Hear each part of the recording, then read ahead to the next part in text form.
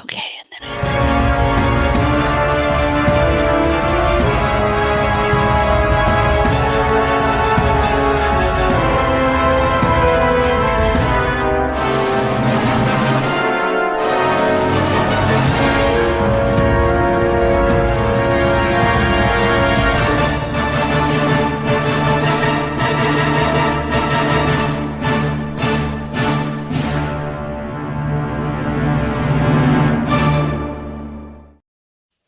Hey, good afternoon, everyone.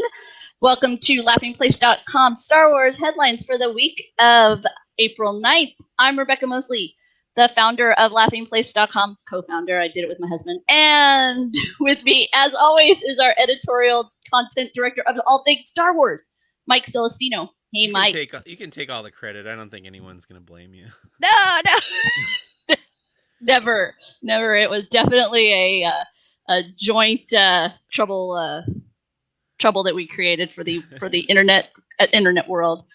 But man, I have missed talking Star Wars, and I have to. When I was on Batuu, I just got back from Florida, and part of my Florida visit was heading over to Batuu. And I was thinking, I am looking forward to the day when I can actually do this with Mike. We can go hang at the park, go enjoy some drinks at Oga Cantina. That would be great. Have a good time. It's coming up. I mean, we still don't know if we're going to get in, but right. The potential is there, at least. I'll say we actually kind of slept in on our studios day, and so we waited till the 1:00 raffle. And we still made it. So, great. So I was like, well, that gives me hope for the future that Rise of the Resistance will not be kind of the wake up and be terrified you won't get in that it had been prior to COVID. But we'll see. Yeah. You never know. Who knows what's on our doorstep when it comes to our Star Wars theme park experiences, but especially with all the fun that was had the other day. But we're going to start off by talking about Hasbro. Yeah, so this was just today. Hasbro had their big Hasbro Pulse Fan Fest. It was a virtual event. It was like 5 hours long or something, but only 1 hour of that was devoted to Star Wars. They also did Marvel and Transformers and G.I. Joe and Fortnite and maybe something else. But yeah, it wasn't anything too huge. I didn't go gaga over any of these announcements, but I did spend some money. I did pre-order some of these figures after it was over. This one here, these are the vintage collection figures. So these are the smaller scale, 3 3/4 inch figures. And it's just some more that have joined the vintage collection now. I'm sure they've done these a bunch before. I mean, I know that they have done these characters a bunch before, but this is just new versions of them. I was going to ask you, is this like a kind of a recreation of something that you could only previously, like right now, if I wanted this figure, I could get this figure on eBay, but it would be aged and old, whereas it's now going to be mint condition. Yeah, I mean, I've got so many Luke Hoth figures, and this is Han on Endor, and then you saw the Imperial Guard. They've done these characters a bunch of times, but it's just a new version of all of them, really. There's Admiral Akbar with this little data pad or something. I don't know what that is. That's what, yeah. Oh, I like that. That's cool. I hadn't seen that one yet. Oh, very fun. My friend John Bishop wants to know why I didn't go gaga. Yeah. I don't know. Why not? This wasn't anything, this was a big event. I was expecting some big news, but they actually said at the end that they're saving some stuff for May the 4th. Some announcements. So if you go down, this is the gaming greats for the vintage collection. So it's characters from video games. There's a Scout Trooper from the Jedi Fallen Order. This is another character from Jedi Fallen Order, the Electra Staff Purge Trooper. A heavy battle droid from Battlefront 2. And are you waiting to see if it's going to be a video of you up in the upper corner? That's what I always enjoy when it's like, double mic. And what's this guy? I don't remember. If you scroll down. Let's see. I think, oh, wait. Sorry. I hit the wrong button. Back.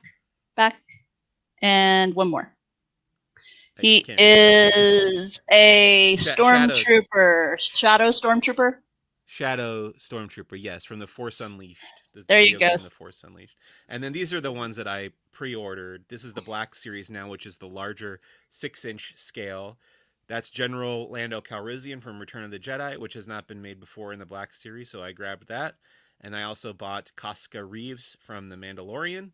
She's one of the Mandalorian characters on that show, who's buddies with what's her name, Starbuck. Sorry. No, you're right, and that's the only name that was. Kira was what came to my mind. Yeah. I'm like, no, she's not Kira here. And it's also her name when she's on Clone Wars, and yeah, it's not coming to me either. Right. So let me see. I'll scroll down a little bit and cheat, and see if it's here. Be there because it's a different character. But, you're right. Zero there is the droid from the jailbreak episode of The Mandalorian. Bo-Katan. Bo-Katan. There you go. Bo-Katan. Oh, thank you, thank you. Your friend has come in to save us. Yeah, too. John knew it. I'm not a Clone Wars guy, so it didn't immediately jump to my brain. But yeah, I'm into this droid. It's the Richard Ayoade voiced droid from the Prisoner episode of The Mandalorian, which I really like. The Ant-Man.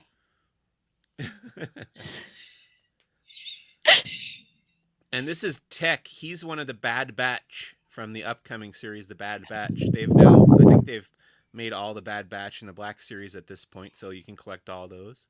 That's pretty cool. And then the last one is Aura Singh. Your favorite bounty hunter. Doobie asked me if I had an Aura Singh, and I couldn't find one for him, but I didn't buy that one either, so I won't have it in the future as well.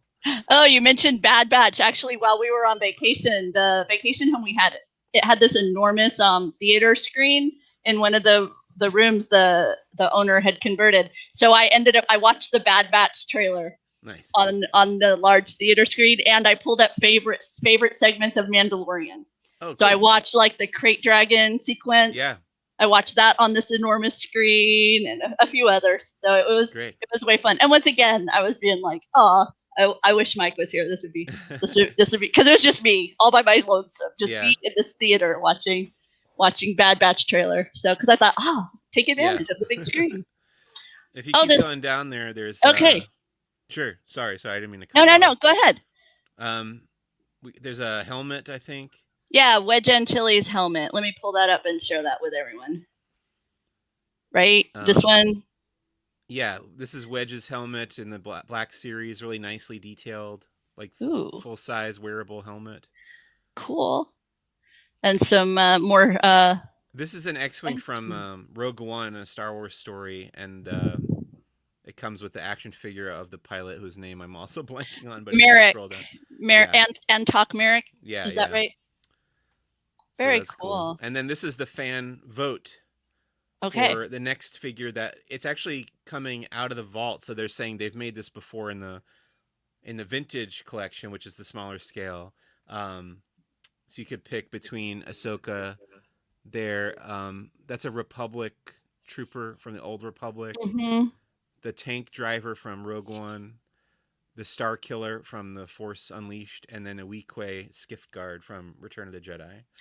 What would be your pick, Mr. Mike?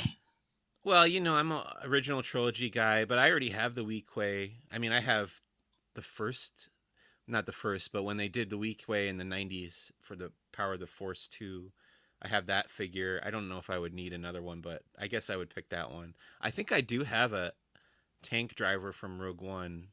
So if you were being Vegas and you were laying odds, which one do you anticipate is going to be if I had to bet, if I was like, what's the betting line here? Which one do you think is going to come away? Ahsoka's pretty popular right now, and that's the version from like her apprentice days, so the earlier look for Ahsoka. I know, that's what I was thinking about going and clicking to purchase vote for. So that's the one to me that feels like it could pull a lot of casual interest as well. And so therefore I feel like it'll be far and away the take home the prize. Yeah, I'm not sure where you go to vote. I actually went to look for the vote, but I couldn't find it because I was going to put a link there, but I couldn't find where they were actually voting. So I don't know if it's started yet or what. And then I just included the full 5-hour live stream there. You can watch it at the bottom if you go to our website, or you can go to YouTube and find that. But yeah, it was a fun day, kind of waiting for the Star Wars stuff. And the Marvel stuff was cool too. And Mike Mack wrote up a nice recap of that. That was also happening the same time as that Disney Parks event, right, Mike, or was that a different day? Well, they had a preview of the Hasbro Pulse Fan Fest last night for premium members, which our boss is a member. So he hooked me up with watching that preview. And they revealed a couple things. They revealed the fan vote for Star Wars, and they revealed a couple new Marvel Legends figures there. Because as we were talking before we gathered with all of you, and we were talking about how we both missed the Josh DeMauro showing off some sort of lightsaber that we have yet to really know the details of. I know that since that footage appeared at the Disney parks, Scott Trowbridge of Imagineering has since tweeted, it's real. We're not talking much about it right now. I'm not going to share any more about it, but woohoo, yay. Well, I've seen some people guessing that they might say more about it on May the 4th, which is always that would make sense. It's just coming up in a few weeks, so we'll see. But it sounds like I didn't get to, like I said, I was traveling home at the time, and pretty much based on everything I saw on Twitter, it was pretty much Josh saying, "Haha, look at my new toy."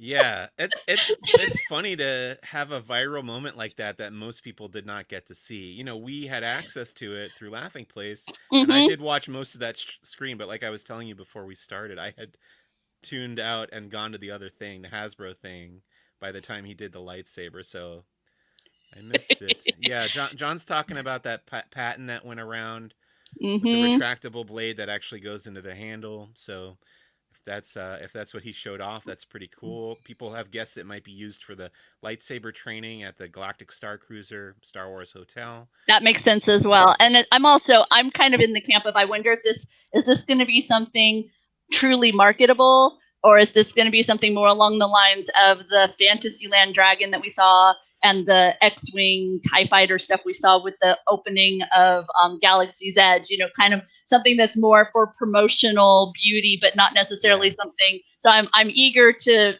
kind of find out what exactly this will prove out. I'm hoping that your friend is correct, that it'll be more like the wands at Universal that, everybody can pick up. Because I think that's neat, because one of the things I did, one of the challenges and why I haven't invested in the Savi experience is that isn't something I just want to carry with me all the time. Whereas if I had something that I could, in essence, holster and then play with at times and holster. Well, you can. I mean, obviously the blade makes it difficult with the ones from Savi's, but you can.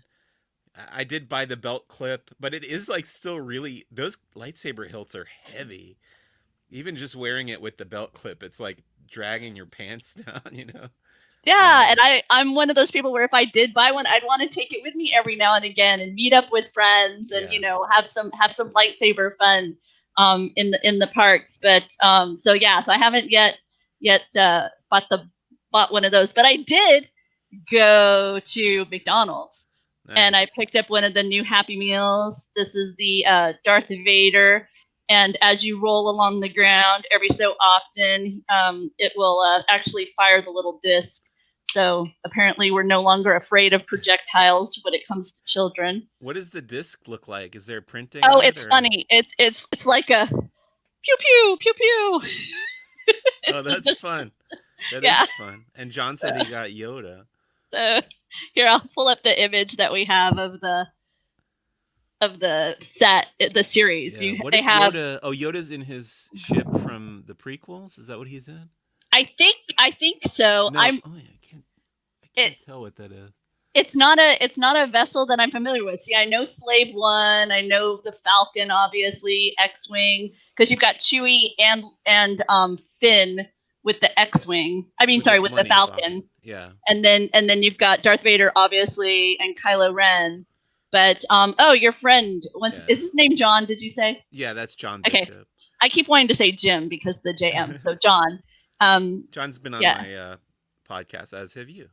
Very cool. But fun stuff. My son got Chewie when we were in Florida, and it ended up staying there. And Yep, no, it's okay. It's with my nephew because Oh, he, okay. he was 4 and he started Okay. playing with it, so we just Okay. left it with him. It was all good. That's nice of Yeah, Gideon. I don't yeah. think I would have been that kind as a child to just give away my toys. I don't think Gideon is as invested in his Star Wars quite yet. He so yeah, he let his cousin play with it. That was fun. But so right now at McDonald's with the Happy Meals, you've got a Star Wars, or you've got a line of Princess. So and go and enjoy that. That's I don't want to say this is boys versus girls. That's exactly how they asked me when I went to buy my when I went to I was surprised. I figured I'd get asked franchise, like, do you want Princess or Star Wars? But no, I got asked boy or girl. Is this for a boy or a girl? And there are no female characters in the Star Wars ones and no Correct. male characters in the Princess Correct. ones. So correct. I guess we're not as progressive as we thought. No. Apparently not. At least when it comes to ordering your Happy Meal toy, we still very much have pink aisle and blue aisle, right? So, while I was in Florida, I noticed a lot of fun merchandise, but I did not see the First Order stuff. I must have missed that. So. Yeah, I haven't seen this in person either. Actually, this just kind of popped up for me today when I was looking for stuff to talk about. But what is that? A mug? Yeah, it's a First Order Stormtrooper Division mug, and then a variety of pins. And I guess that this is also going to be available. Oftentimes, this stuff will also appear at Shop Disney. So, and they also have a free activity page download that we've linked to in the article. So if you're looking for some, paper-bound drawing fun, you can find that within the link too. They have some masks to help with your cosplay, improve your cosplay fun. A baton and shield toy. That's those quadnoculars, right? Yeah. I wonder what it looks like when you look through them. I want like a fun visual. I want like a little video that plays of like focusing on the horizon and then seeing a bantha.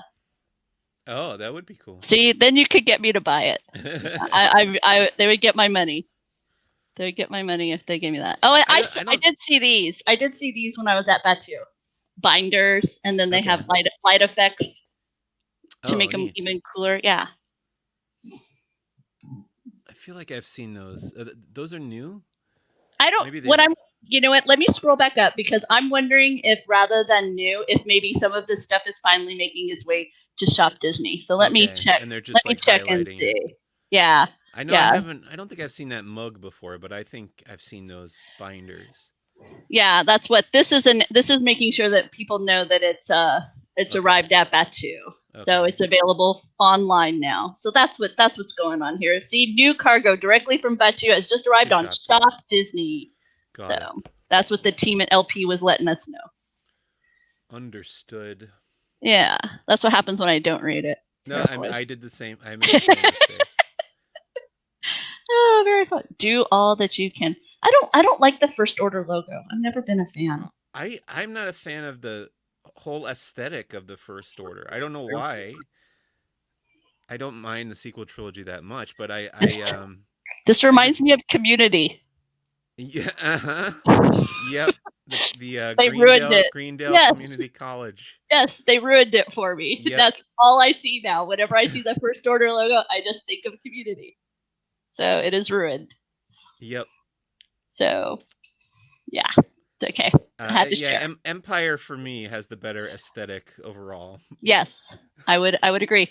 There was during our recent trip, I was surprised there was a lot of interaction between the guests and the First Order in that they had more around than I had seen in a long time when we'd been there, but they were still like elevated. So they weren't wandering through the crowds like they had been previously. However, those little staged areas that are available throughout Batu were populated more frequently than I can remember from previous trips. And so it was nice because it just elevated the energy of the area because you had like the First Order troopers would say stuff and people in the audience would kind of yell back at them. So you had that interplay happening again.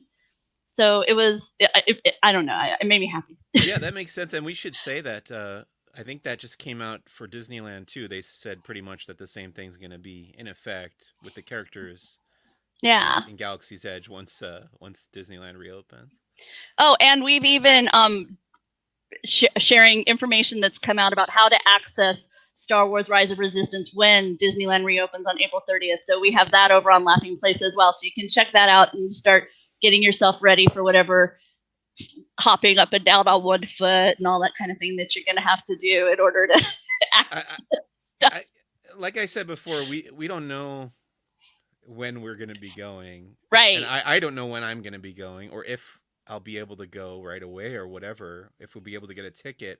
But if and when we do get a ticket for me to go to cover for Laughing Place, I'm going to have probably a several hour briefing session, you know, to like figure out what our strategy is going to be for everything. Because yeah, I kind of want to go on Rise of the Resistance, but that ride's been around now for, I mean, it wasn't open for a very long here before everything shut down, but got the new Snow White overhaul, a bunch of stuff that we got to run over, and there's supposedly new magic in the Haunted Mansion that we got to check out. Like, we're gonna have to have like a plan of attack that day. I'm excited to see what surprises they pull on us too, right? Yeah. What things maybe we didn't know had changed or were changing, and then we get there and it's like, oh hey, go look at this. You won't believe they changed the it's a green bird now instead of a blue bird over in this part of something, because that's the kind of thing that the internet loves, right? Even the smallest of changes, the font, the whatever. So it'll be I am very excited for that day. I also, while we were yesterday, they changed the policy at Walt Disney World to where if you were stationary, you could remove your mask to take pictures. Yeah. And that hadn't been the policy previously. And so, you know, I'm very excited about that. And so it got me thinking that when Disneyland reopens, typically they tend to operate similarly on both coasts. So if it reopens with that policy already in place, it'll make the pictures coming out of Disneyland just that much more, I don't know, normal, more, you know, to see more actual faces. Because I noticed at Blizzard Beach, way more cameras out than I typically see at the water park. And my thought was, well, it's because you're in the water, so you're not wearing a mask. So I think it gave families a chance to get more, you know, Disney vacation pictures where you could actually see everybody's face. Because other than eating, you aren't taking off your masks when you're at Walt Disney World until now. Now you can if you're stationary. It's just like the eating and drinking rules. When you're stationary and you're eating or drinking, you can remove the mask. When you're stationary, you were able to, you know, remove your mask for a photo. So very cool. Star Wars Galaxy's Edge just got a very famous football player, Tom Brady, Super Bowl winning quarterback, finally made his trip to Walt Disney World, and he too, much like his teammate Gronkowski, visited Galaxy's Edge and was trapped by the First Order. And I'm sure there are many football fans out there who wish they would have offed him. So wish that he would have what? They would have that the First Order would have just kept him, terminated him, gotten rid of him. Oh God. So well, he's on winning teams, you know. So usually when you're on the winning team, you know, everybody else becomes a hater. So gotcha. I know a bit about Star Wars, but I don't know almost anything about football. So yeah, I don't have much to contribute here. when it comes to Super Bowl champions and visiting Walt Disney World, I will admit that I'm not disappointed that I did not get to see Tom Brady at Walt Disney World, but I would have enjoyed stumbling on Gronkowski, having some Walt Disney World fun, because I find him a bit of a character and a lot of fun. So yeah, so it's also interesting to me that that's what Disney continues to highlight when it comes to celebrity visits to the parks. You know, they take this picture in front of the stormtroopers, you know, on the flight. Is that a flight? No, the hangar, I guess. Yeah, hangar bay. Yeah.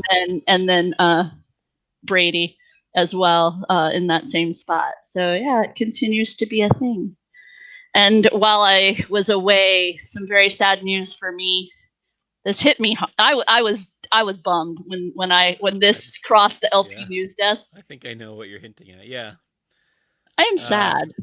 Yeah, I remember being at E3 in 2019 when they had just first announced this game, and I saw like a 20-minute demo, and it looked really cool, and I couldn't wait to play it. And now it just seems like it's postponed indefinitely, so it's a bit more of a wait to play this one, Lego Star Wars: The Skywalker Saga.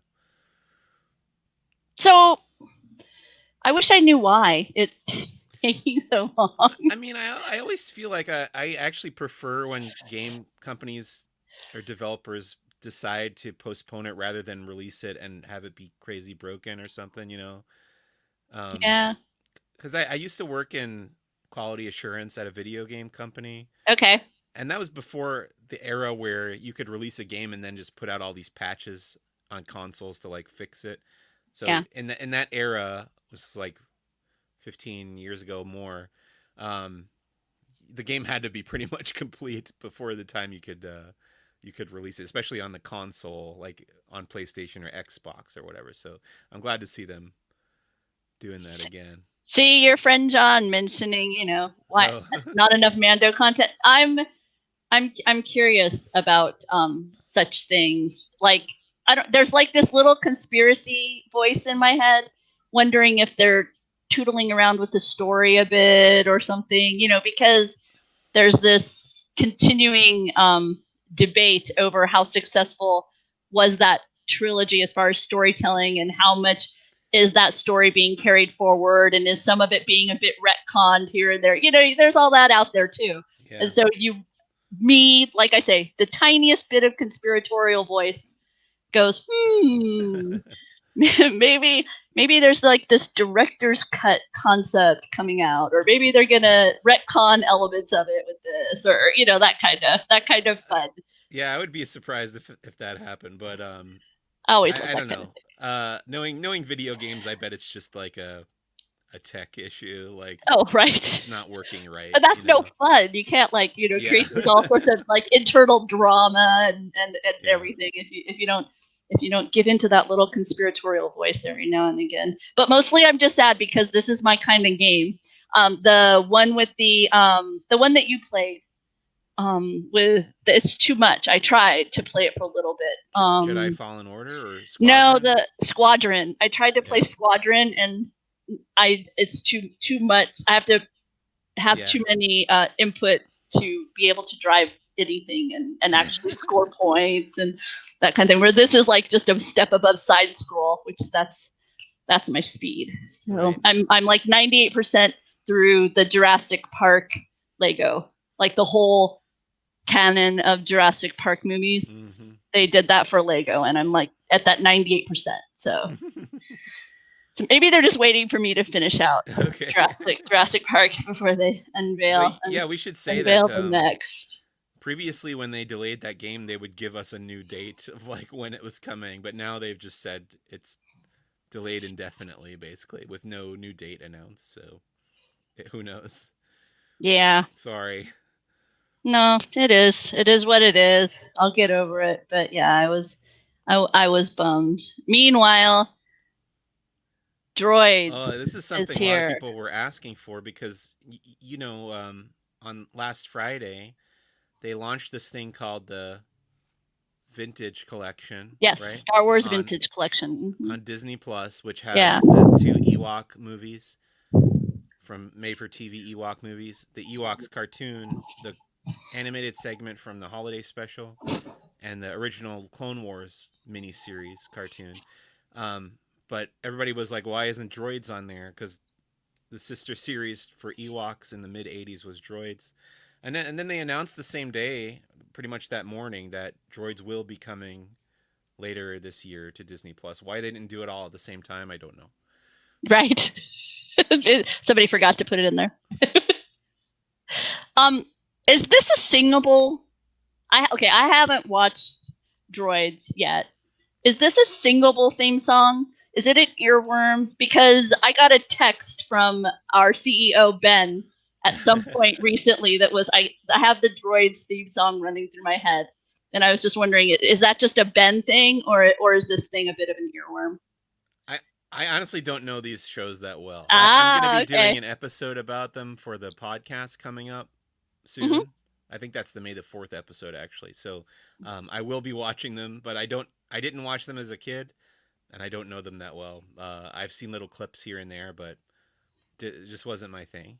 I totally missed them. I didn't. They aren't part of my like Star Wars, knowledge bank either. So I'm eager to give them a try. Check them out. See what kind of weirdness they brought forth in this time frame. These animated shows. Oh, hey Donna, nice. Thank you. I'm glad to be back, and I'm wearing my new Walt Disney World jacket. It's I think it's actually from like 2019, 2020, but it's the compass, and then it has like all these patches for various locations in Walt Disney World. So yeah, so that's what I've got going on. My Walt Disney World gear. I also bought some Star Wars gear, but I didn't put that on. So because I figured I should probably have some more Star Wars gear since I talk Star Wars with Mike C.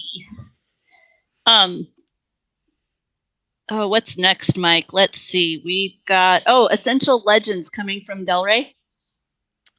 Oh yeah, so Del Rey Publishing announced that they're going to be reprinting some of the favorite books from the Legends canon, which is the previous canon of books before it got wiped out after Disney bought Lucasfilm. Um, and it's just going to have some new covers. There, that one's called Shatterpoint with Mace Windu on the cover. This is my favorite Star Wars novel, Heir to the Empire, by Timothy Zahn, with a new cover of Thrawn and Luke Skywalker there. Were there other covers? Ah, here we go. Yeah, this is Path of Darth Bane, Path of Destruction. Whoa. Yeah, my screen dropped out, right? Oh yeah, just But briefly. okay, because I still can't see you, just so you know. But Oh, okay. Yeah, I got you back now. okay, yeah, I still don't have you, but I will keep hoping that it will pop back up in a minute. But with this Darth Bane stuff, Mike, I noticed a tweet from Kevin Scott that he had been reading some of the Darth Bane early in the quarantine. I think he was saying the other day. Yeah, that book came out during the period of time where I wasn't into Star Wars as much, so I haven't read that, but I would like to. Hopefully, we'll get a nice review copy of that, and I'll check it out. I am unable to pull my screen back up with StreamYard.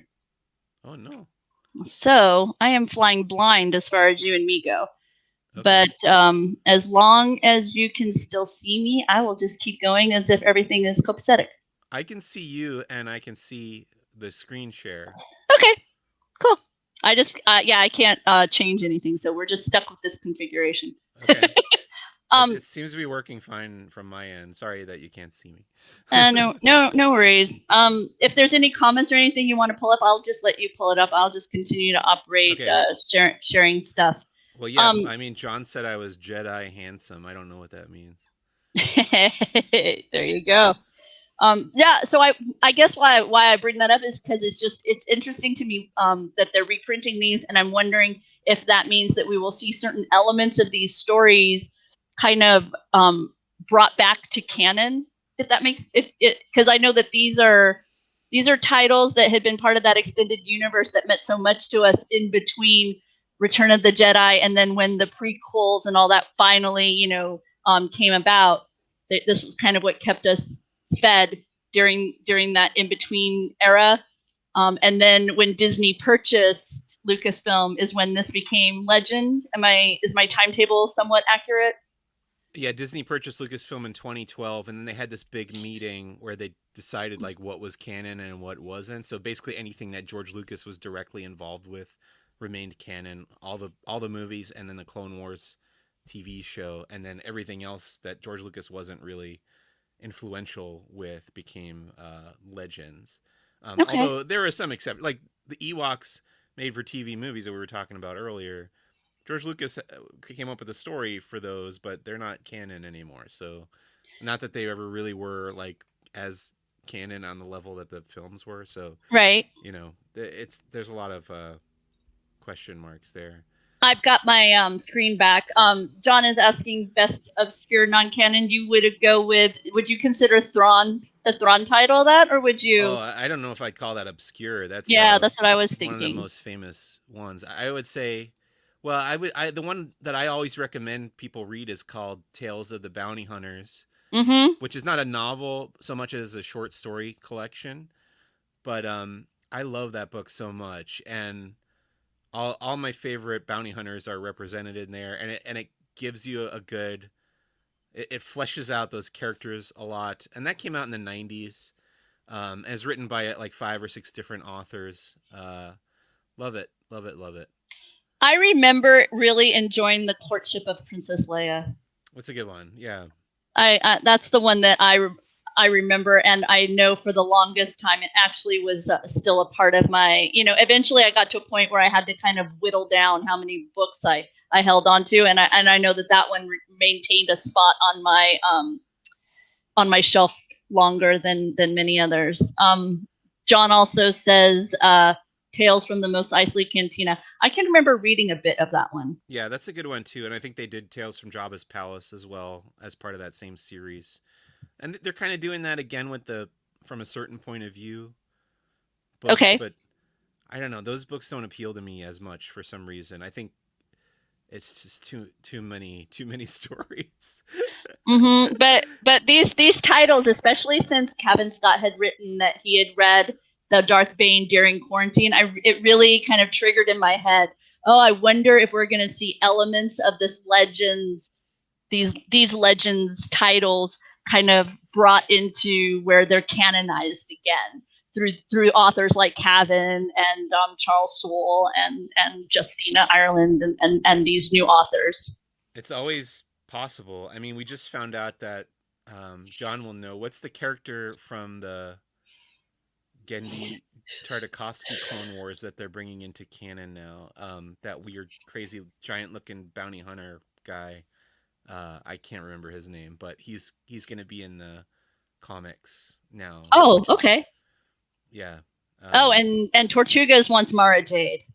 Yeah. To come back. One. A lot of people are hopeful that we will see Mara Jade. There Dirge you go. The guy whose name I couldn't remember.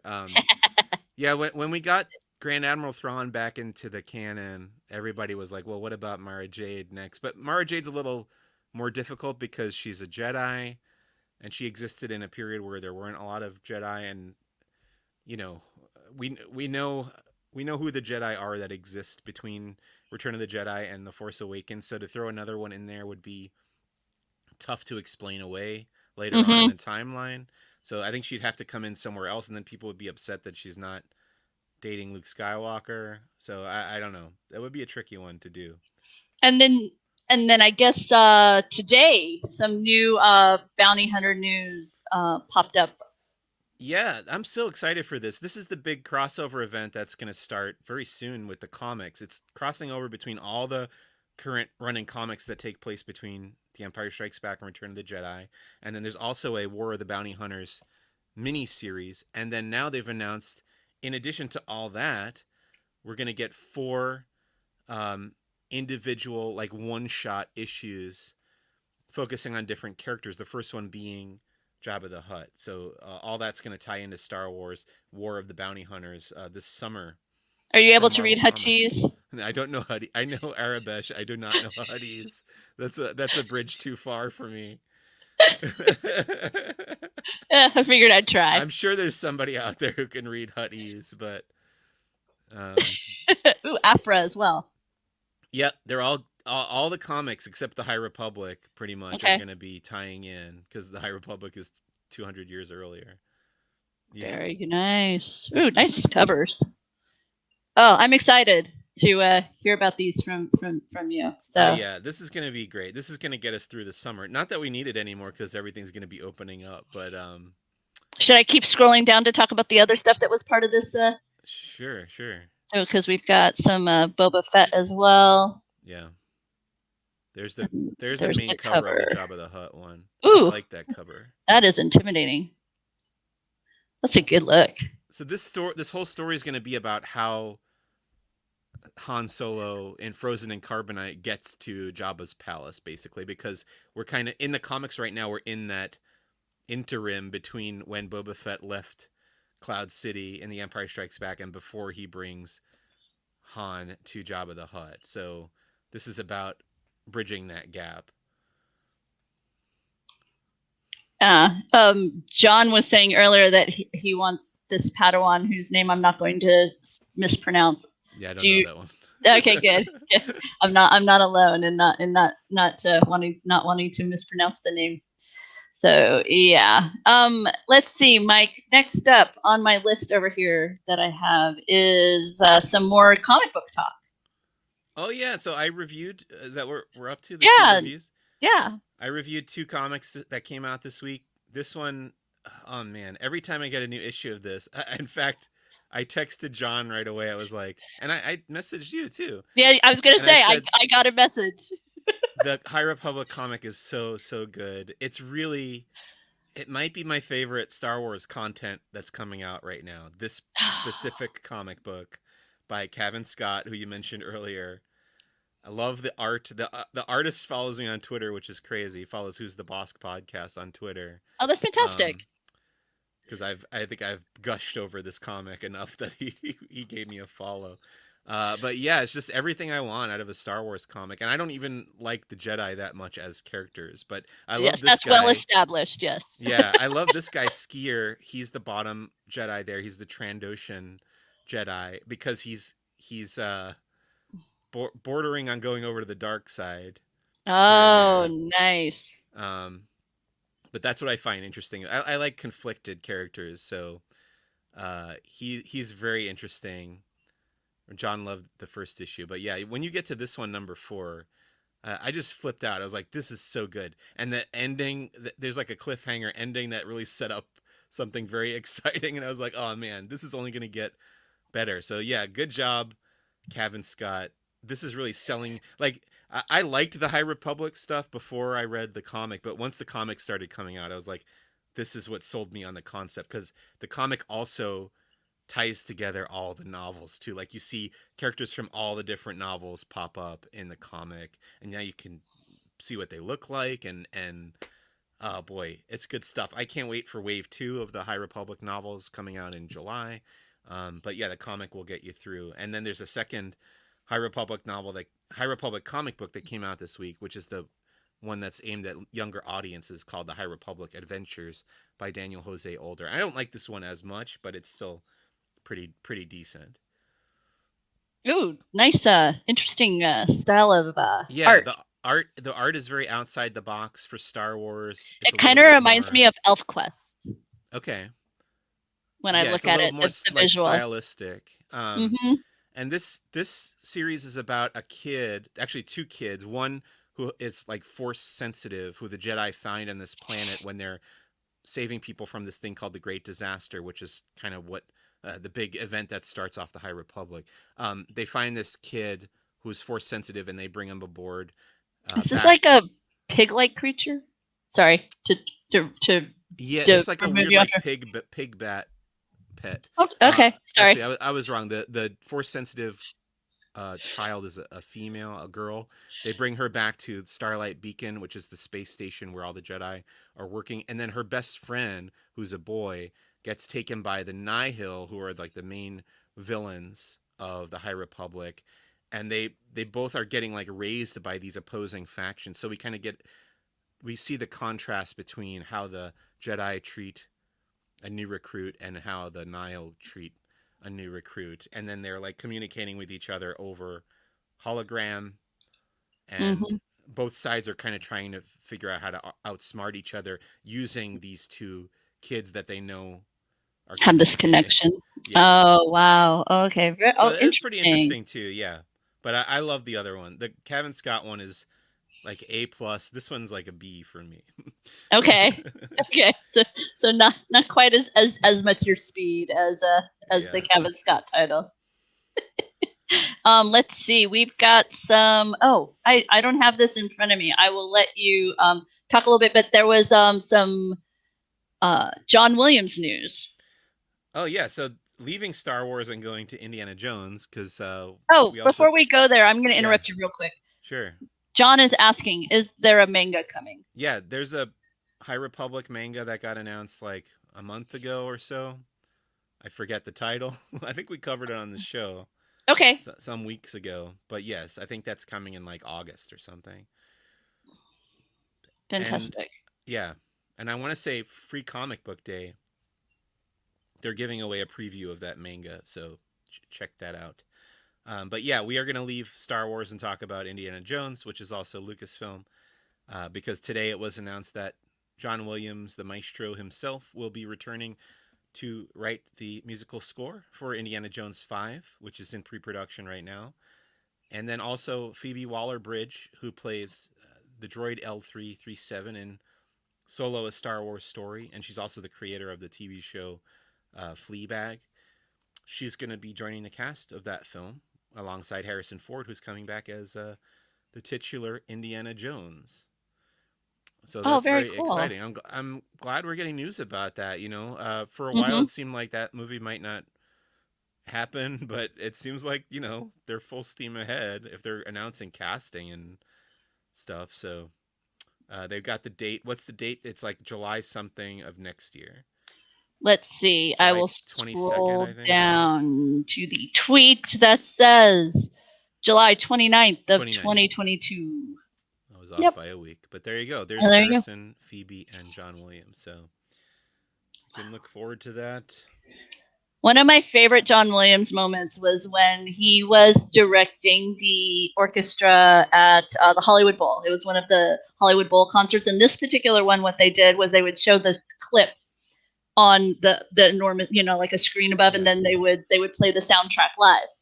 But he would introduce each clip, and he would tell a little anecdote or story, and it was kind of an evening with John Williams. And he played the motorcycle chase from Last Crusade, and he talked about how much he enjoyed creating the piece and the energy of the piece and everything. And then he, in essence, talked about I don't want to say disappointment, but you could sense an artistic frustration because then they kind of, added all this motorcycle sound. It was and then when we realized, in the movie itself, there's all this motorcycle stuff going on. He goes, so tonight you will hear it as I wrote it, and so they showed the clip, but you don't have any of the movie sound effects. So it was the clip with just the score. No motorcycle noise or anything. It was beautiful. It was wonderful.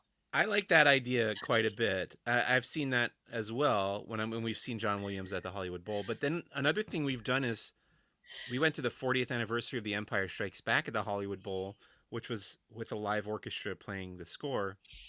But at that, they would play all the other sound effects on top of the score. So it's kind of like, I almost kind of would prefer if they just had the score going. Yeah. Yeah, it was really neat because I don't remember all the specifics, but he went through and he asked you, please pay attention to this part because you might not have noticed it because of the action, or please pay attention. It was fun, and it was an interesting look into the reality of what it must be like, because you're scoring for a film, and so you understand that this is what you're doing, but you have to also envision just that moment when all your heart and soul that you had poured into this is like, kind of just the undercurrent of the visuals and the sound effects and everything. So it was a lot of fun. It was awesome. So I enjoyed it very, very, very much. So I just I'm excited to hear that he's coming back for this film, because I love this scoring. I would like to know why Steven Spielberg decided to step down. Because, obviously Harrison Ford's coming back, John Williams coming back, but this will be the first Indiana Jones feature film not directed by Steven Spielberg. I think James Mangold is a good director, but I kind of wish he was closing out the series, like just wrap it all up with one last one, everybody back together. But I would like to know the behind the scenes reasons why he decided not to do it. Yeah. I wonder if he's just done. Like sometimes people just close books and they're moved on. They just don't have. They don't have it. I don't know. You never know. We all are. Yeah. I I mean, could tell. so John Williams is as well. John Williams is Oh, even older. yeah, I was very surprised by that headline. I did not. I thought he had. I knew he had already stepped away from certain franchises, and so I was so happy to see that he hadn't completely stepped away from being a film scorer. So I have enjoyed his music immensely over the years, but that's because I'm a fan of brass, and he uses a lot of brass, and I'm especially fond of the French horn, and he uses a lot of French horns. So, yes, I am a big fan of John Williams' music. This week on Who's the Bossk? Yeah. As we get ready to wrap up here. As you know, this year on Who's the Bossk, we're doing a year-long Lucasfilm retrospective in honor of the company's 50th anniversary. And this week we happen to be up to Indiana Jones and the Temple of Doom, which is a movie that I really like. And we had a nice, long, in-depth conversation about the film with my friend Christian Brennan. It was probably one of my favorite conversations I've had on the show. So if you like Indiana Jones, if you like hearing two dorky white dudes talking about Indiana Jones, this is the place to go. I still haven't seen that one. That's the one I've missed. I saw Indy. I saw the rest. I watched the Indiana Jones Chronicles. I bought the novelizations that came out of the young Indiana Jones, right? And I read those, but for some reason I've never completed the Indiana Jones catalog and finally seen Temple of Doom. Well, as I say in the podcast, I do think the movie is pretty underrated. You know, it was known for a long time as the least of the three of the original trilogy, the original Indiana Jones trilogy, but I do think it's worthy to sit on the shelf with the other ones. Not unlike Kingdom of the Crystal Skull, which I'll be revisiting later in the year. Not looking forward to that one as much, but I guess I'll give it a second chance or a third chance because I've seen it twice. I think Kidder's trolling you. The new Secret Life of Pets ride is Universal Studios' first Omnimover ride. Yes. Yeah. Yep. So close and yet so far. Universal's been irking me lately, so no comment. Club Obi-Wan beckons, apparently. Yeah. Nice Star Wars reference in Temple of Doom. It opens in Club Obi-Wan. Does it really? Oh, see, this is new to me. It feels familiar, but I did not know that this was a Temple of Doom reference. Well, you can go if you go to the Indiana Jones bar at Disney Springs. You can get a Club Obi-Wan coaster at Jock Lindsay's Hangar Bar. So, who's this character who is gracing the screen with you there? Your action figure that's there by the mic. Oh, this is Garindan. He's the Imperial spy in the original Star Wars film. He's the guy who tells the Empire where the characters are going to Docking Bay 94 when they're boarding the Millennium Falcon. So when we were at our recent Disney World trip, we rode Star Tours, I want to say 4 times. And during one of them, I was in the front row and I had on a striped hoodie and I had a baseball cap on and I had it pulled up way over my head like this. And I had my usually I'm wearing glasses. I had my glasses on. I don't think I'd put my 3D on yet, but I had the glasses on and everything. And I have my mask, right? Because it's, COVID. Yeah. And okay, so they show the Rebel spy. And I initially go, oh, it's that dude. But then I realized it was me. And so it was one of those things where I was like, I'm going to have to ask Mike what the name of that character was because I don't know what his name is and I want to pull up a picture of him. But yeah, so that was my, Star Wars. And then Gideon got to be my 12-year-old. He got to be the Rebel spy one of the other times through. I have never been picked as the Rebel spy, but you guys seem to get it all the time. No? I hadn't been picked before, so I was super excited. Gideon's been picked before. Yeah, I always assume they go for a kid who looks excited to be there or something. Oh, he was super excited. We had our Star Tours journeys, Mike. We only had, I want to say, one repetitious destination. We had a couple of visits that were like the classic. So it starts off with like a Darth Vader interaction, and then throughout it was more of the classic era destinations. And then we had a couple that were Kylo Ren, and then the destinations were more of that era. None of the names are coming to mind specifically, but we're more from that time frame. So, and ended up on Batuu, that kind of thing. But oh man, it was I'll never forgive them. Go ahead. For in that ending of Star Tours where you land on Batuu, like right front and center is IG-88, the assassin droid, and that made me think, oh, they're gonna have an IG-88 audio animatronic like greeting you as you go into Star Wars Galaxy's Edge. Nope. No. There is an IG series droid in Doc Ondar's Den of Antiquities, but it's just like limp on the second level if you look up. Well, this was sitting there. This was my first time seeing the Wall-E that's hidden in the queue with where they scan luggage.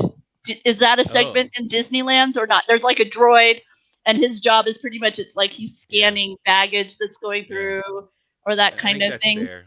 I think that's there. There's also the hidden Mickey with R2-D2 rolling past, or an astromech droid rolls past, and then like the two ears come out of his dome. Oh, that's cute. That's really cute. Wait. Oh, haha, that's funny. My husband. Okay, off topic. Just curious if you're still going. Sure, honey. I'll come pick you up. I'll be leaving in a bit to come get you. Did we run over? I didn't know Juby was waiting for you. No, we haven't. But here's the deal. We have Slack for that, babe. And he's probably gonna go, you should check your Slack. I Slacked you. So John heads into the cantina, or somebody else heads into the cantina? Don't know what he means by that. That's some of the challenge, because I think Periscope tends to run even further behind than YouTube. So sometimes I'm not exactly sure what part of our conversation we were in when we I figured it out. Okay. In the original Star Wars film, the taps, the beer, I don't know, whatever you want to call them, behind the bar are the same prop that they used to make IG-88's heads. There you go. In The Empire Strikes Back, and then they recycled that again for Galaxy's Edge at Oga's Cantina. It's the same nice mold. Okay, so that's what they were just giving you that little bit of a Easter egg for when you got to Batuu. Be like, oh, poor guy. He was out front, and now he's one of the parts of the bar. See, so he had tough times for IG-88 between the time you landed on Batuu and when you make your way into the cantina. He has since been transformed. So yeah, so there was a lot going on the past week. You've been kept busy, huh, Mike? Yes. I will say there were a couple periods in the last year where I wasn't terribly busy, but this has not been one of them. And especially now when things are starting to open up, it's going to get real crazy real quick. I was just at Six Flags this week, and then I'll be at Universal a week from today. Then it's going to be real fast from there to Disneyland opening and Knott's Berry Farm. Yeah, and there's just so much stuff coming up. I was going to ask you if you had another reservation planned for a park, but you just said you're at Universal in a week. Yeah, so very, very nice. Universal very Studios open, so I'll be there. Yeah. Oh, and my husband points out the cast on Rise of the Resistance. They were incredible, and especially when you consider right now they're all masked and shielded. So they have the cloth face covering, and then they also wear the plastic shield. In I think most cases in that environment. And yet they're still able to bring forward that first order intimidation and interaction, which you famously did. I hate. Yes, I was so disappointed. I was kind of in that. I was like, oh, this one's going to be like more my speed because we can't do much interaction because of COVID. No, my husband and my son adored it. And it was amazing. I will say the ride was better than I remember. The actual like ride portions of it were better than I remembered. The shuttle experience and then the rescue scene. So I really yeah. That's one where I'm eager to do it with a group of friends because of COVID. It's been mostly like the family unit, and that's one of those where I'm eager to do it with a bunch of fellow dweebs, and then we can all dweeb out right after about all the things that were fun about it. And that's can't wait. Oh, Donna, can't wait to experience it. Oh, I can't wait for you to give it a try too. So you'll have to let us know when you finally make your way down to Disneyland in this new era, because I know you're here in California, so doors will be open to you soon. So that's what's happening here in California is Disneyland will be opening their gates very soon to California residents, and there's information on Laughing Place on the various price ticketing and whatnot. I know we've been putting that up. 3 weeks from today, in fact. Yep. Dweebs Unite. You got that right, John.